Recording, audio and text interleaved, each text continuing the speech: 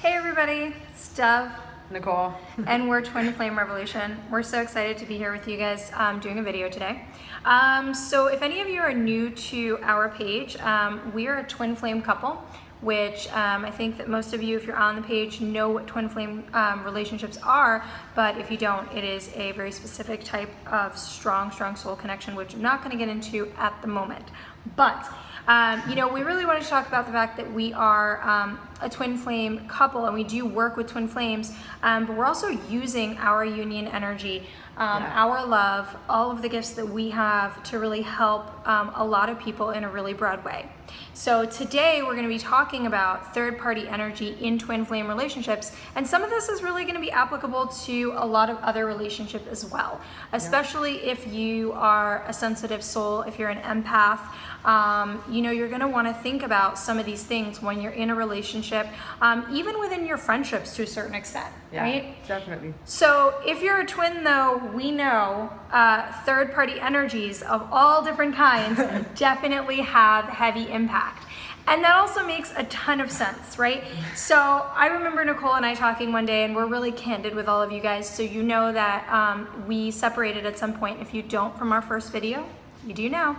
Yeah. We were in separation, and Nicole was actually, actually in a place where she was in another relationship, right? And so we know as twin flames, though, we were talking about what one day, it is not odd or weird at all that in a twin flame relationship, third party energies would come in, right? Yeah. We know that there are soul contracts, that there are soul mates, right? There are all sorts of energetic, reasons why you're going to end up with a third party energy.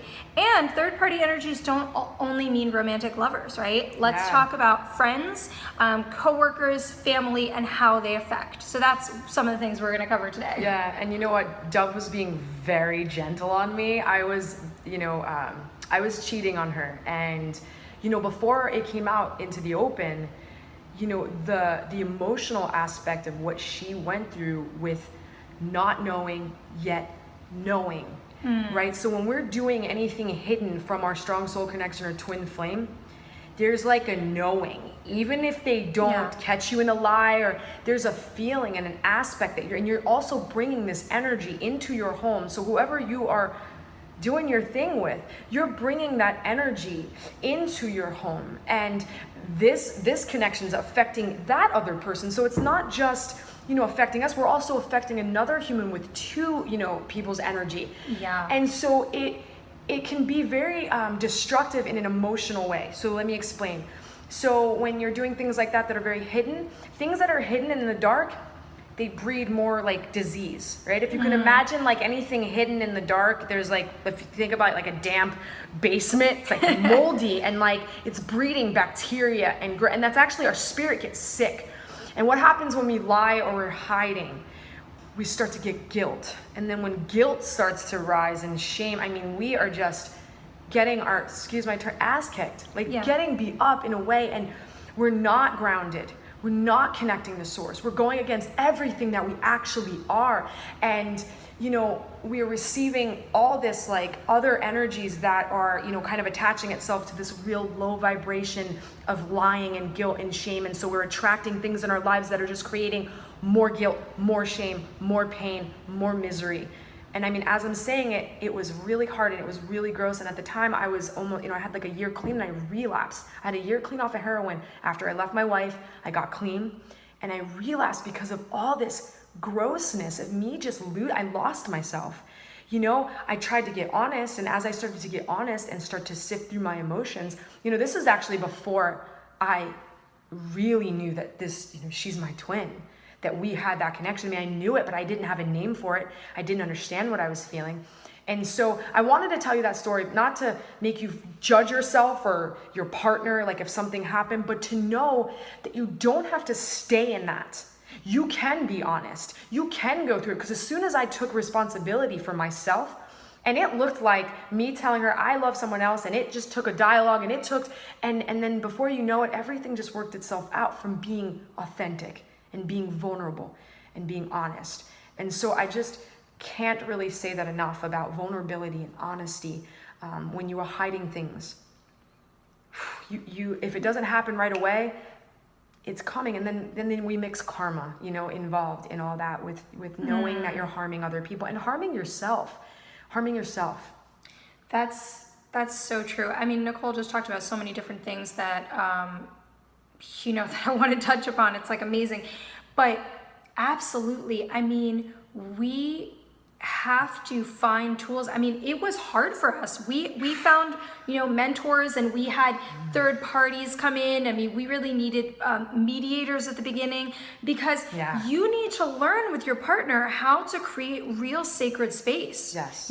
Real place of confession, opening a real practice, not just throwing the kitchen sink at each other. And as twin flames, I mean, as anyone, we sometimes just kind of demote ourselves into like our inner child and just start throwing things at each other and just saying nonsense to each other and just causing all of this damage, because we don't know how to kind of go into that space, calm our inner child down, calm our fear. And as twins, I mean, we have lifetimes and lifetimes and centuries, and then the original split and break of the connection, right?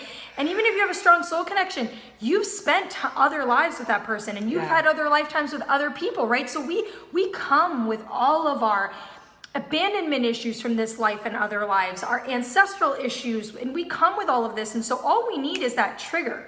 Right? Yeah. We're going to go into that trigger. We're going to go into that pain. Yeah. We're just going to start to panic. And when we get into these really heavy hitting things, like a third party actually coming into a relationship situation, the growth, the gems, and the truth are in that peaceful place where you can actually start to engage in that, right? And so that's an amazing practice. I mean, if you guys need tools, we're here to help. We went through, I laugh because so much pain, right? We went through so much pain. Yeah. We got through it, and we gained tools and understanding and abilities and techniques. We're here for you for that. I mean, we go every day and to share this with you, to share our process and to share what we learned. I mean, that is why we're here. So another thing that Nicole was saying, I mean, getting things out into the open. That's the truth. And really getting it out there. But then, so again, as I was saying before, there are so many reasons that you would end up with different people in your life. And it's kind of funny, because sometimes we think, oh, it's just because I love that person, or I can't get over that ex, or I have this, friend or sister or brother who, I have to go through this process with, and they create a lot of turmoil in my life, but it just is that way because I love them or whatever. A lot of these statements are also in huge lack of information. Yes. Right? Yes. It's amazing. I mean, when we do record work, when we do soul realignment, which is one of the practices that we do, it's an amazing practice. Literally being able to, it's like life-changing. I've seen people's lives, from like little kids who want to kill themselves to adults that just want to die or can't be in certain relationships, who feel horrible about themselves.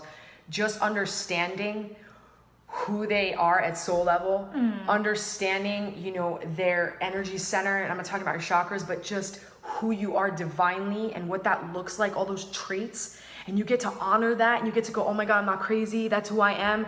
And then you get to look at all the blocks and restrictions that you have in this life from all the choices that you've ever made in every other lifetime that shows up and presents itself to us as we go through the records. And then we get to show you that, and we get to tell you that you get to do this homework, and that you get to now be awake and aware of everything that's going on in your life, like that aha moment. Yep. And now you can have practical tools to change and not do what you used to do, right? If nothing changes, nothing will change. Yep. If you are spinning on a hamster wheel, right? Not knowing why the hell you're even on the wheel. How do you get off? And I can tell you, you know what? I'm gonna take your hand, I'm gonna walk you off the wheel, and I'm gonna show you something new, and I'm gonna show you. And then you get to make different decisions that you can be responsible for, and change your whole existence and be like the expression of you. All of it. I got the chills all down my body because the day that I got to express Nicole, the day I got to stand in all of my awesomeness and know who I am and remember this beautiful, big soul, not this drug addict who cheated on her wife, who hurt the other woman, who hurt like 16 other women because I couldn't be faithful, because I couldn't commit to anyone, because if I commit to you, then I have responsibility to you, and if you hurt me, I have to hurt you before you hurt me. I mean, it just, like, this is like the human things that we go through. And not even understanding why you're having those feelings, right? Exactly. You know, it's so funny because Nicole is so passionate because Yeah, I did her record, you know? She got this information and she was like, you're kidding me. Like, I now understand why I have this relationship with my mom, why I have this relationship with X person, why I have this behavior, why I have this fear of this, why I have this paranoia of that. I mean, that information, it's unbelievable. So, you know, where I was going with that is expect it, right? If you're in a situation and you are a twin or you're in a strong soul connection, or, you know, you want that person, but there's somebody else and you're going in this sort of triangle energy, it's not weird. It's not a surprise. It's not, you know, but it's like, okay, so what do we do with that? Understand it. Yeah. Right? Get some information to understand what is going on with it. Because like Nicole was saying, when you start mixing energies, it's going to affect it. And bottom line, if you are in a twin flame relationship or super strong soul connection, anytime you bring in a third party's energy, it's going to affect the relationship. And especially twins. Our union energy is, it needs to be protected. It needs to be protected, not in a paranoid way. It needs to be protected in a way where there's a respect for it, right? There's a respect for that union energy. And you take care of it from all angles. And we need to think about all sorts of different things. So again, when we talk about third parties, what's your relationship with your family? Does your family really dislike your twin, right? Do they maybe, are you maybe in a same-sex relationship and they don't accept it, right? Understanding that energy is affecting you. It creates hurdles. It creates blocks. It creates things that need to be cleared. It is going to make, you know, you're going to feel it. And then your twin is going to feel it. Nicole was talking about that before. Don't think that you can hide energetically from each other. Right? We can't hide energetically from each other. But oftentimes we try to hide from ourselves. So we think we can hide from the other person.